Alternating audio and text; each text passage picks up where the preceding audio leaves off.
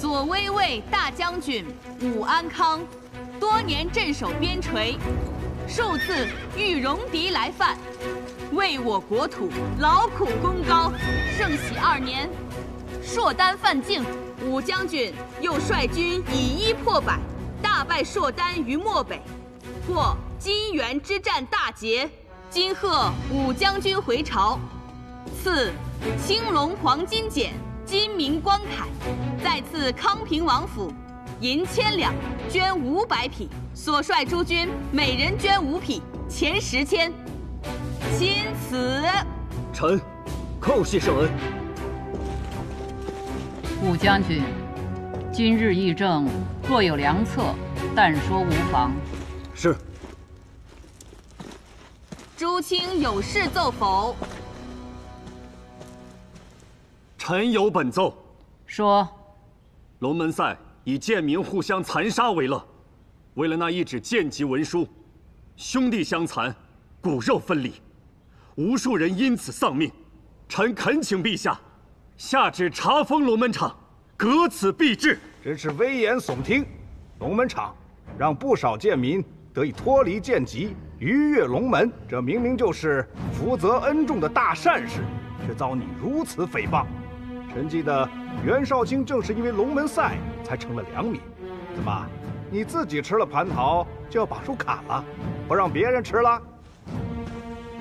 龙门赛乃文帝首肯，袁绍卿却污此良策，岂非在说文帝不仁？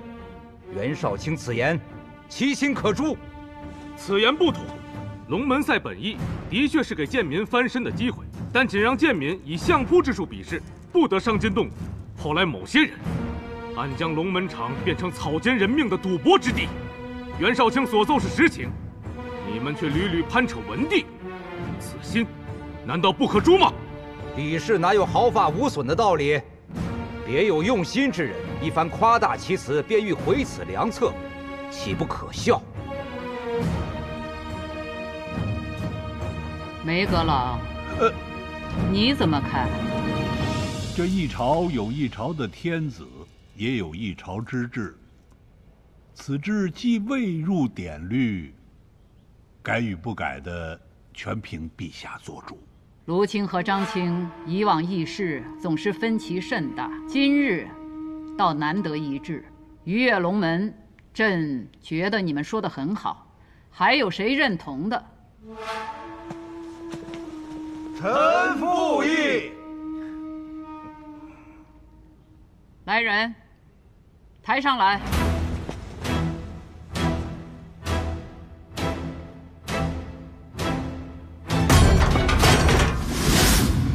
既然此志这么好，朕也打算学学。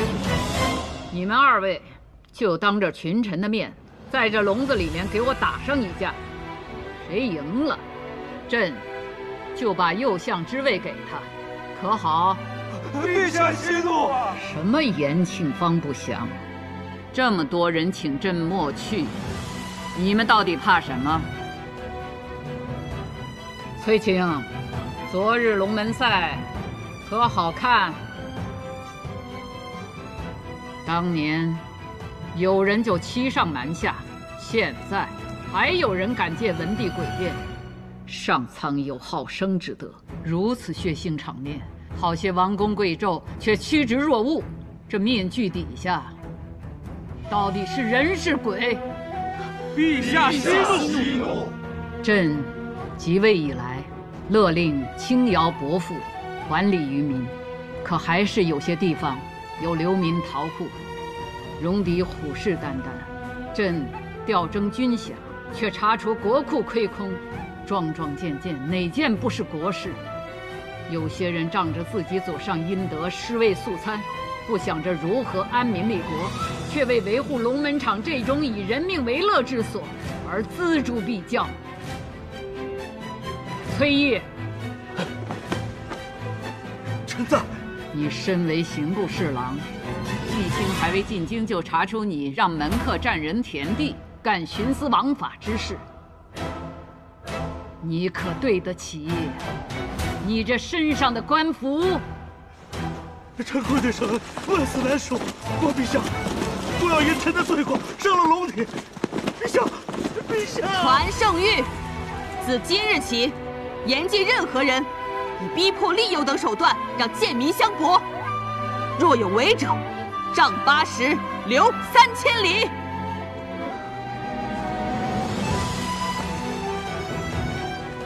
陛下，很多人是因祖上犯错而入贱籍，本身并无过失。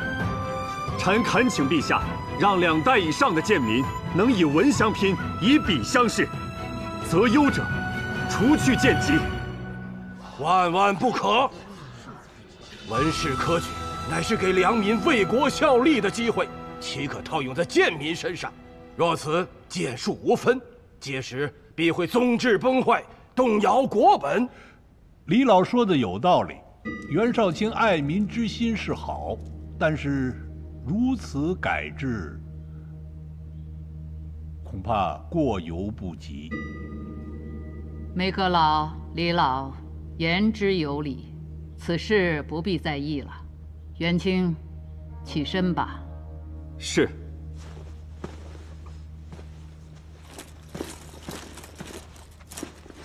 陛下，臣对那龙门场倒有个主意，不知是否可行。你且说来。一把剑是用来害人，亦或救人，皆因持剑者而不同。以贱民之命取乐，乃是罪孽，但龙门场本身却无罪，又是文帝御批所建，如此查封弃用，甚为可惜。臣提议，让有武艺者到龙门场比武，以此卓拔人才。真是常年带兵的良将，你这提议与朕想设立武举的想法不谋而合。既如此，就先用龙门场打个前锋吧。传旨，改龙门场为武士场，设监官2人，凡优者列入武官查考名册，择优而取。陛下圣明。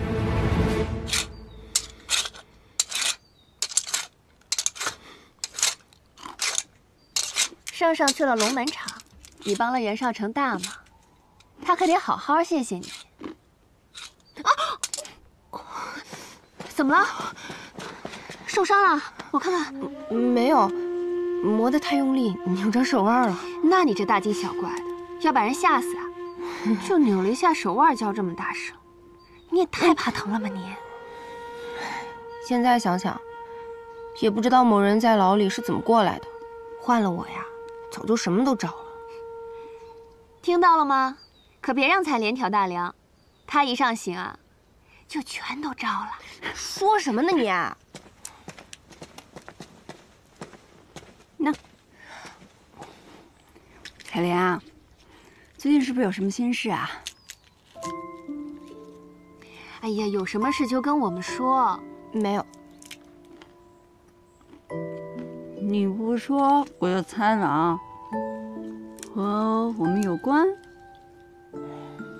不是啊，那是跟别的女人有关。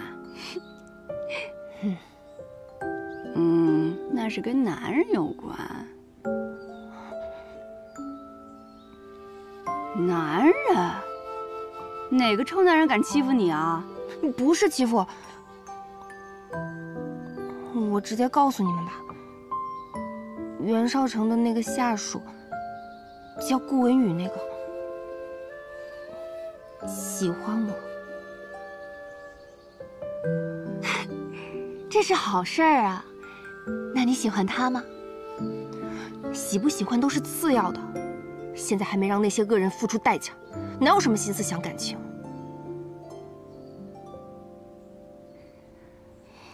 顾文宇一直跟着袁绍成，看得出来做事认真周到，是个踏实的人。这仇要报呢，但生活也得继续。我们这辈子不能只为复仇而活。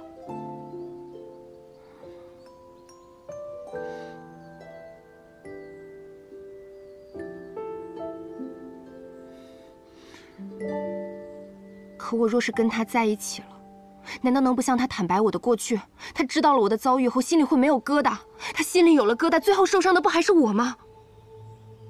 彩莲，比起那些不幸的过去，更让我难过的是我从废宅逃出来之后。哎，你们说说吧，是不是这么个理？怎么不绑别人呢？就绑了这些女的，肯定是他们衣着不检点，才会被人盯上的。听好多人在说呀，那余钱是给了他们钱的，他们摊台就自己留下做了家妓。我看呐，他们本就是青楼出身，见钱眼开去伺候人，没想到被余钱那老贼给烧死了。所以我说呀，这女人就得守妇道，哎，规规矩矩的，是不是？对。我经常会想，活下来又怎么样呢？我们永远背负着这些污名，承受着巨大的压力，不敢跟家人团聚。我再也不想要冒任何的险了。平安，你怎么了？平安？没什么，伤口有点痛。爱就是爱，恨就是恨，何必要将两者掺和在一起呢？欺辱我们的是恶人，诽谤我们的是愚人，到头来我们还要自己折磨自己。亲者痛，仇者快，岂不是一样愚昧？可我能怎么办呢？从前朝到大封，虽都民风开放，可只要提到一个女人失去了贞洁，狗屁！贞洁什么的，只是束缚女人的枷锁。自古以来，你见过男人提什么贞洁？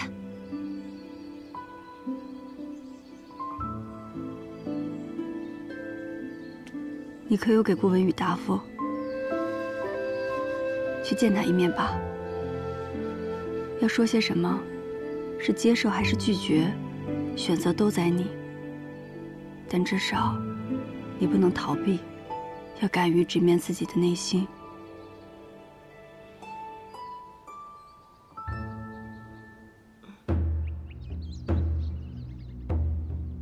近日，朔丹来函，可汗长女已到了婚龄，朕允准可召选大封王子与朔丹公主和亲，以缔结双方姻亲之谊。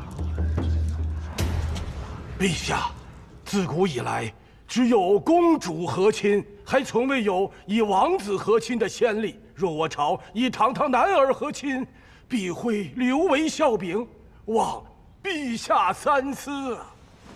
望陛下三思。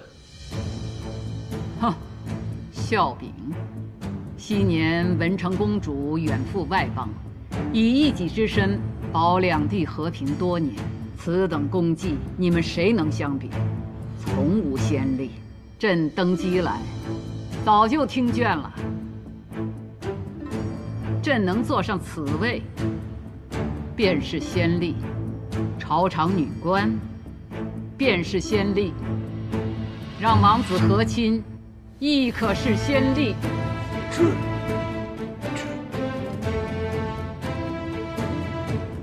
安康，你怎么看？回陛下，臣以为，不论是公主还是王子，以一己换百姓安、士兵回，都不输于将帅之誉，皆乃我大封之荣耀。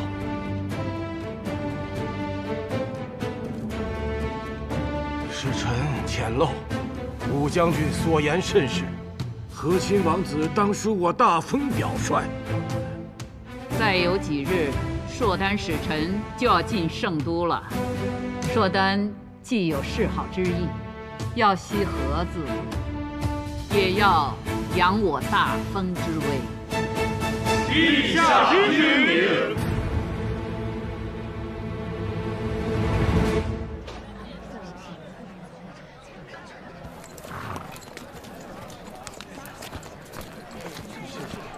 前面周棚上的李字，看着来头不小啊。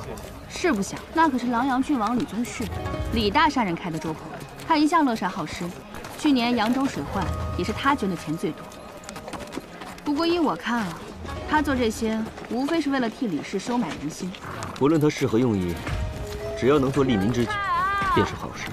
今日朝堂之上，那个袁绍成，我记得他曾经只是个小官，怎么忽然就官至少卿了？凭他的出身，能做到今日这个位置上，自然少不了趋炎附势、攀附权贵啊。像他这样的，在圣都可不少。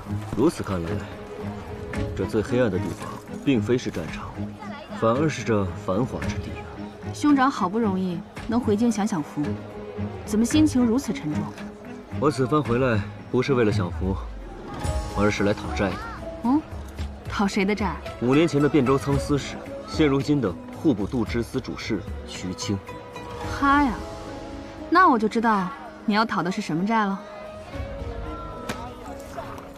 今日在大殿上，怎么没有见到父亲？哦，父亲近来染了暑热，一直在病中，这2日才好了许多。知道你今日入京，他一早就命人洒扫府中上下，就等着你回去呢。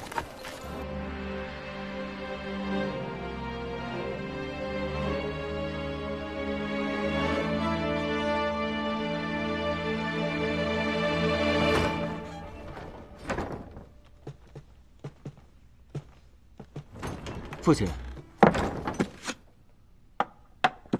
你看，这是儿子亲手为你刻的常青树，用的是父亲最喜欢的紫檀木。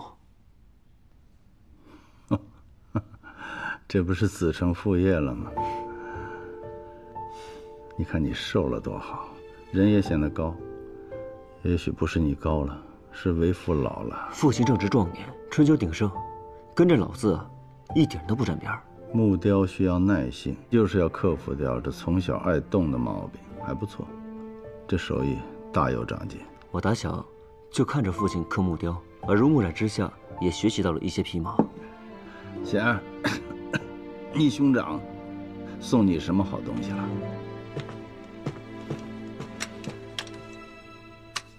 此乃张押九所铸万川剑，以后便是女儿的佩剑了。不愧是兄长，投其所好。硕丹求亲一事，圣上秘而不宣，非要等你进京之后才公之于众。你们可知是何用意啊？圣上欲与武士结亲，是为了彰显皇权正统，此其一也。其二，制衡之道，犹如木桶取水，李氏与武士的木板不能一头长一头短，长短一致，这桶中的水方能平稳。此番圣上之举，是想要收回我的兵权。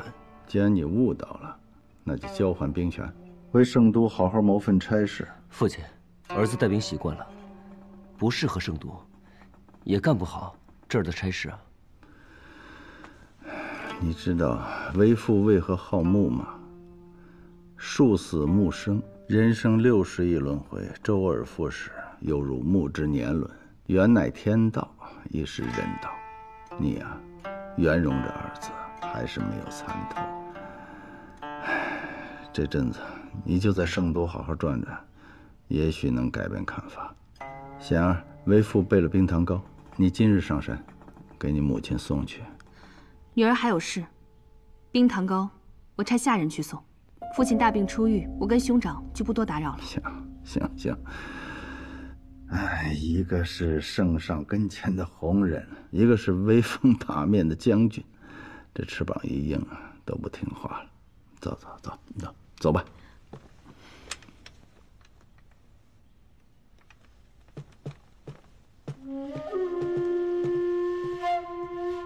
兄长这一回来，府里就收了10几张请帖。不过我猜兄长一家也不会去，不如夜里我为兄长接风，顺便为你引荐一位有趣之人。能被你称作有趣之人的可不多见，不知这个人何去之有啊？他呀，被人称作巫医，前段时间出了一桩悬案。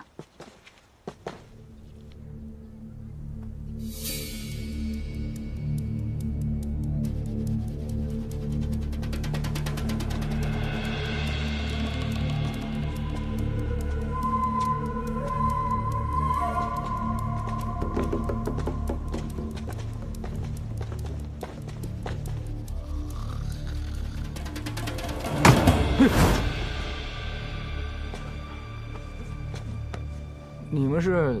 这位是大理寺少卿，要看卷宗。你们要看哪年的卷宗？昭丰2年，御史案。不好意思，我这卷宗的确太多了，没个1、2月的找不出来。卷宗都是按年月存放，怎么会找那么久？你这8成是心里有鬼吧？文宇，带走。别！少卿，实话跟你说了吧，我前几年上任之初，确实核对过历年卷宗，看过记录。御史案之后，这卷宗啊，就被当时升任的吏部侍郎海宜平海公给调走了，最后卷宗也没还回来。这其中缘由，我也不敢问呢。少问少想是智慧嘛。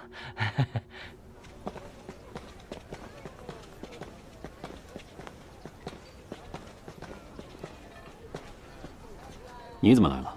怎么样，拿到了吗？那书吏看库没几年，卷宗没找到，也没有查到任何调阅的记录。此人谨慎狡猾，会对卷宗下手，并不让人意外，反而更让我确认，卷宗记录的内容必有蹊跷。对了，龙门场的事情，谢谢了。撤了。少卿，你为什么不告诉他是海尚书拿走了卷宗？是不想让他对付海公，和你站在对立面吗？不是因为这个，是时候还不到。我要利用美党，抗衡李氏一派，扰乱严驾之事尚未查明，不能让他乱了我的布局。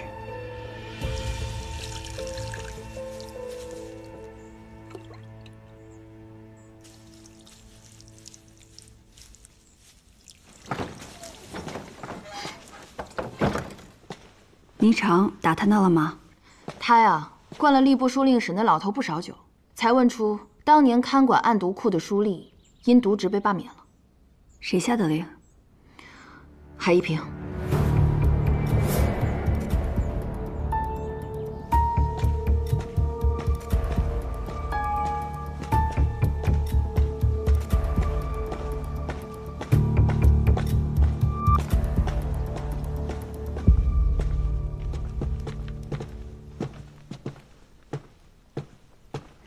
海公，哦，叶信使来了。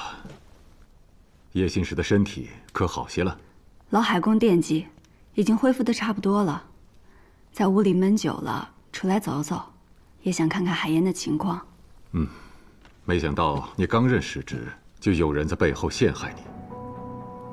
此人是何目的？难道是记恨你对付度量？想来是跟度量有交情的人所为。好在这样一来，此人若再对我下手，也必然会引起圣上的注意。我今日诊治还需与海燕独处，时间会稍长。海公若信得过我，叶信使，把海燕交给你，我10000个放心。有什么需要，尽管吩咐。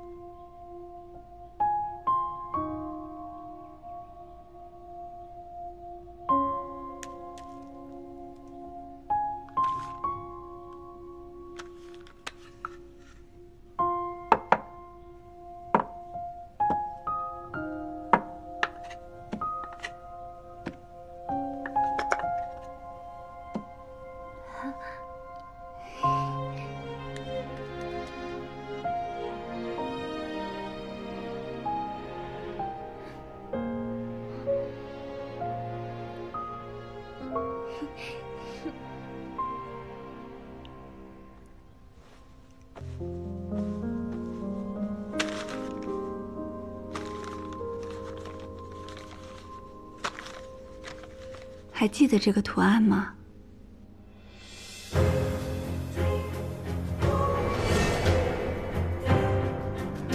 上次你画在那名女子的手臂上，她是你阿兄带回来的吗？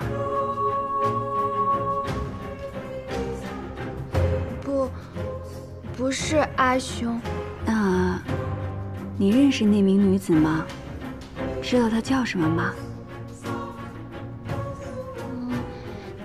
不认识，只认识阿兄、娘，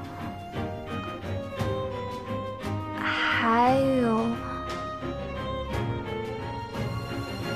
安。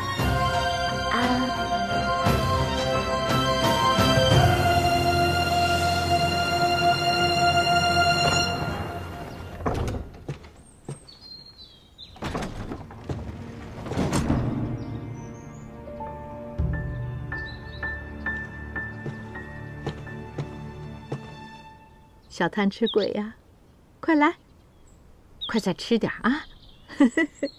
吃饱了是吧？娘。哎，叶信一来了。哦，人在哪儿呢？还不赶快请进来？他往后院去了。那老身去看看他。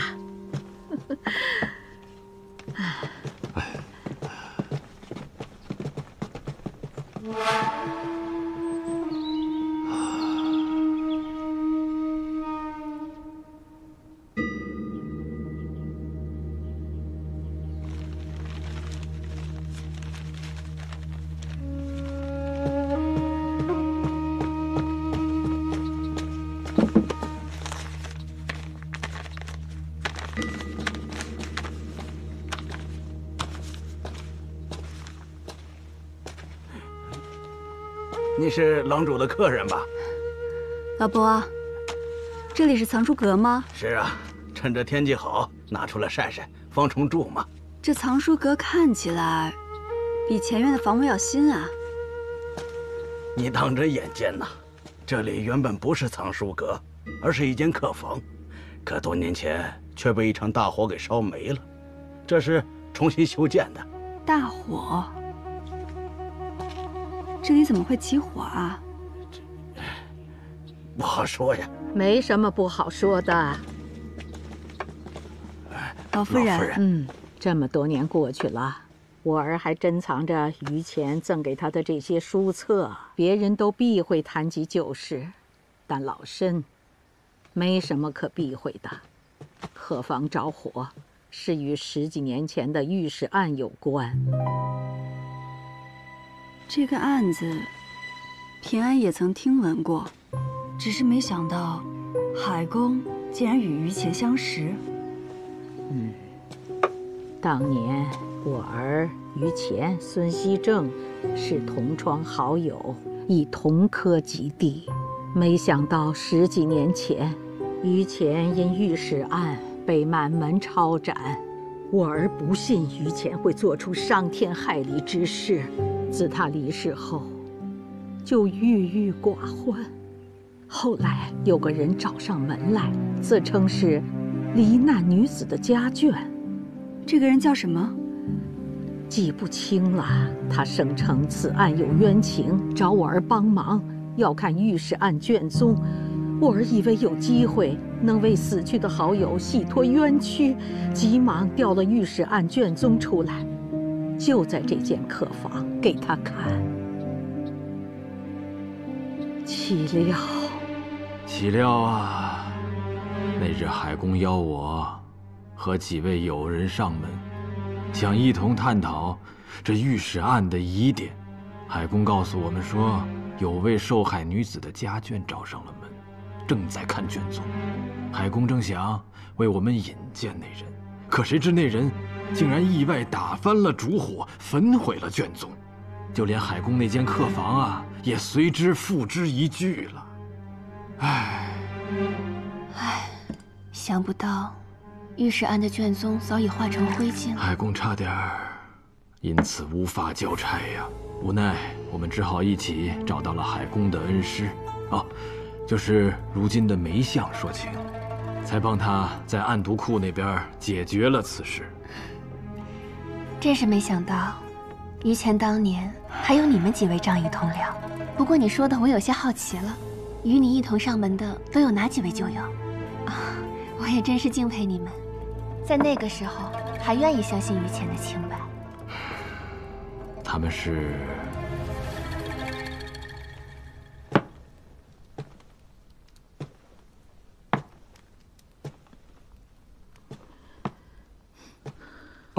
娘，您怎么来了？叶心怡走了。来，坐会儿吧，娘。娘，您这是怎么了？方才在后院，我看到当年于乾送你的书册，睹物思人，每每想起他，为娘这心里就堵得慌。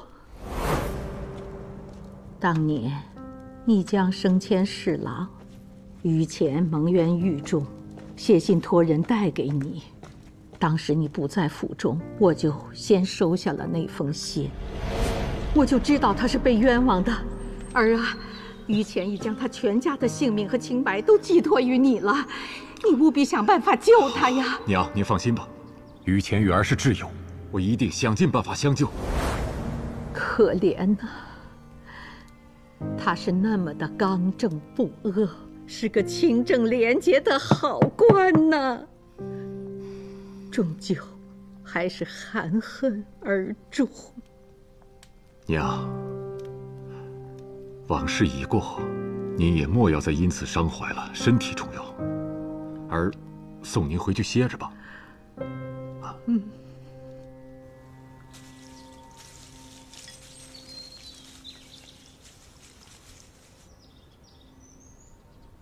花娘那边吩咐好了吗？一切都已准备妥当，郎主放心吧。好的，可以撒网了。是。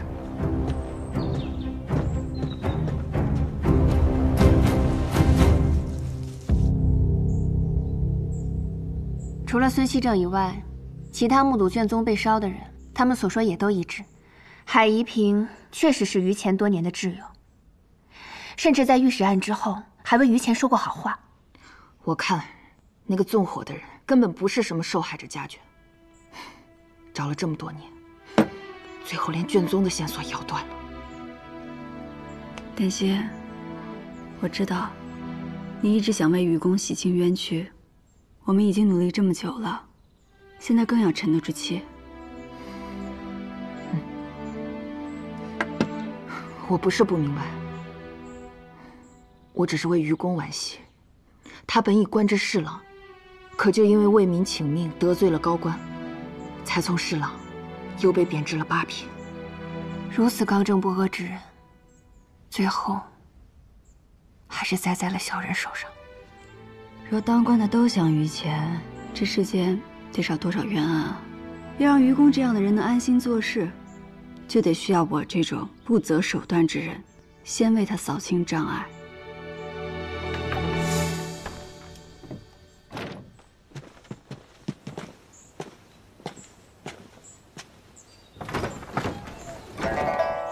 武舍人，看样子伤好的差不多了，别老闷在屋子里。来，把这个换上。这是何意？左威为大将军回京，民同乐，宵禁延迟2个时辰。人生有3狂：狂吃、狂喝、狂乐。此时不乐，更待何时？有这顿好事，当然恭敬不如从命。那美人儿还不换衫？难道要我帮您？谁人如我4级风？卷云自来去，扶摇9万里。天地执掌间，畅快，真畅快。武舍人，哎，别这么叫，煞风景。以后都叫我显儿。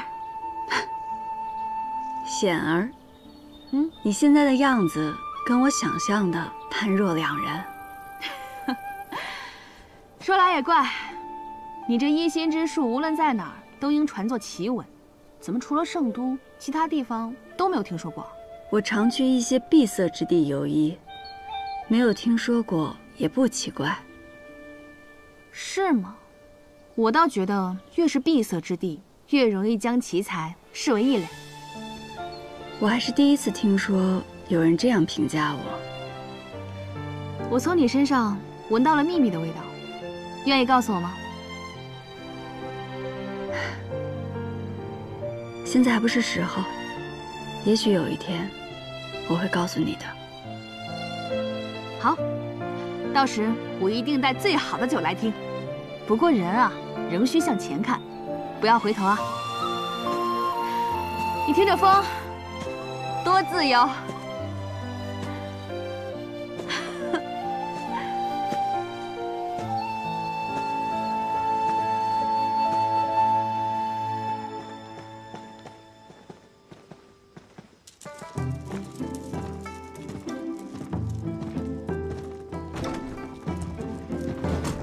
怎么样，这万国香，今日我全包了。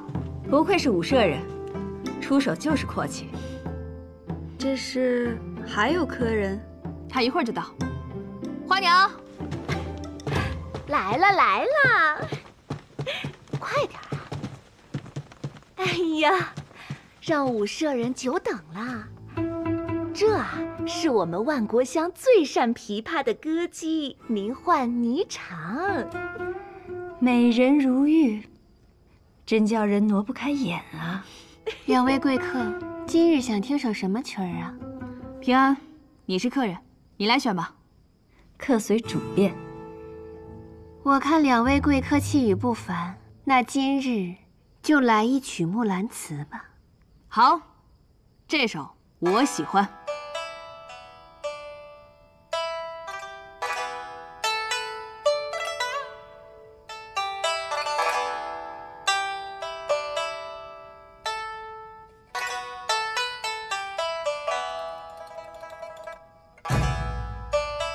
昨夜见军帖，可汗大点兵。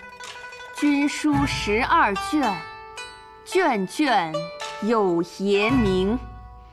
阿爷无大儿，木兰无长兄。愿为市鞍马，从此替爷征。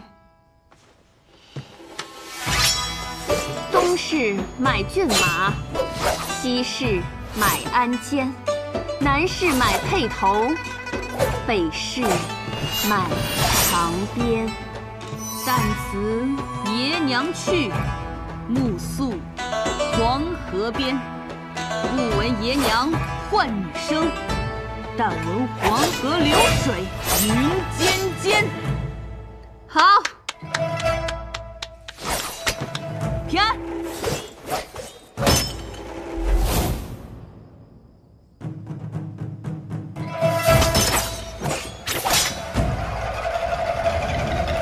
骑傅荣基，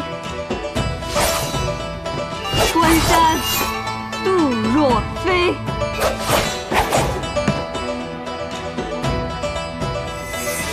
朔气传金阔，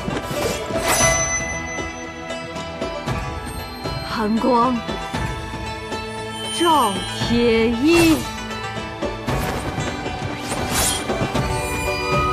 将军百战死，壮士10年归。归来见天子，天子坐明堂。好。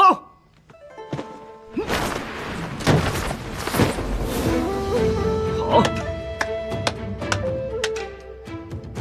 好一个巾帼不让须眉！叶姑娘舞剑看似恣意随性，但横剑刺出时却锋芒毕现。你知道我？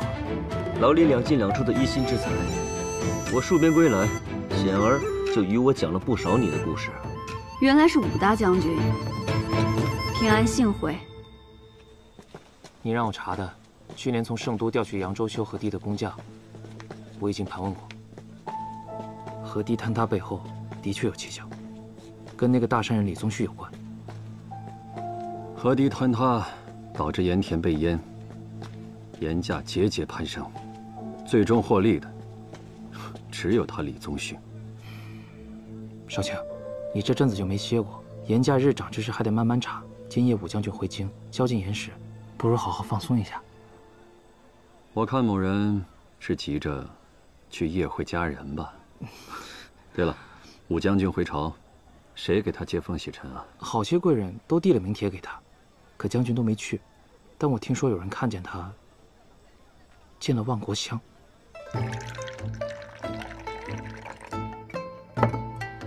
兄长乃常胜将军，守卫边境，保我家国平安。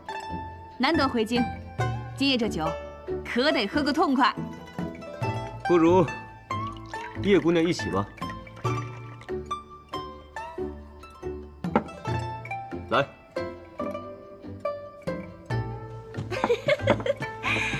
，3位贵客啊，我万国乡近日新来了一名舞姬，舞姿卓绝，连舞社人也未曾见过。今日既然为大将军接风，不如把他唤来一舞可好？没见过的，那倒是新鲜。我现在就去把他唤来。为武将军接风洗尘，这热闹怎少得了我呀？袁绍兴这5年在圣都养尊处优，这面色看上去可比当年在军营好上不少。没想到兄长与袁绍卿竟是旧相识。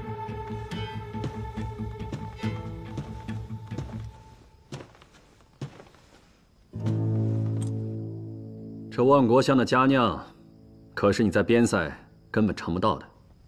来，这些年万国乡的酒，怕是把袁绍卿的骨头都给泡软。也是，酒不喝，官路不亨通啊。说到这官路亨通，在下自然不及叶新使。长新使能与2位结交，这攀高枝的本事，自然了得。我知道，袁绍卿看我最不顺眼，但也没必要挤兑我啊。今夜我好歹是客，你可是不请自来啊。各位贵客久等了，快点！来，给诸位贵客介绍一下自己。妾身名唤离歌，善胡舞、长袖舞、绿腰舞、这支舞，不知诸位贵客想看什么？百军旗鼓狼城破，犹记军前这支舞。就来这支舞吧。这支舞好，这支舞好啊！诸位啊，可要好好欣赏。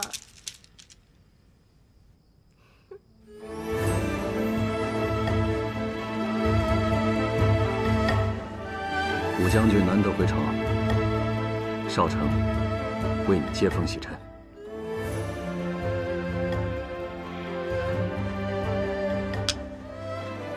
这万国香的酒也没那么好喝。明日武士场，你我再会上一回。好，你既有邀，我怎能不去？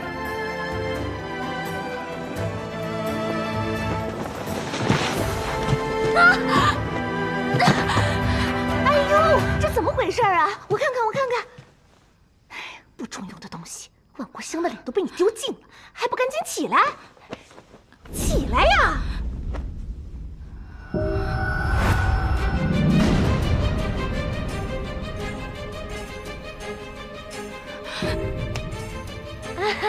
还不赶紧起来给各位赔礼！